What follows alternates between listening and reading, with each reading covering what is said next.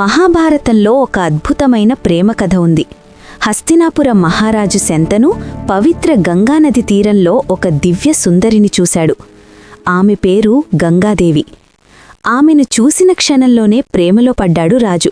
కాని గంగా ఒక షరతు పెట్టింది. నేను ఏ పని చేసినా నన్ను ప్రశ్నించకూడదు. ప్రేమలో మునిగిపోయిన శంతను ఆ మాటకు ఒప్పుకున్నాడు. కాలం గడిచింది. ఒక బిడ్డ పుట్టింది. కాని గంగ ఆ శిశువును నదిలో కలిపింది. రాజు హృదయం విరిగిపోయింది. కాని ఇచ్చిన మాట కోసం మౌనంగా నిలిచాడు. ఇలా 7 బిడ్డలను నదిలో పడేసింది. 8వ బిడ్డ పుట్టినప్పుడు రాజు ఇక ఆపలేకపోయాడు. ఆపు గంగా అని అరవగా గంగ శాంతంగా చెప్పింది, వీరు అష్టవసువులు. శాపం వల్ల భూమిపై పుట్టాడు. వారికి విముక్తి ఇచ్చాను.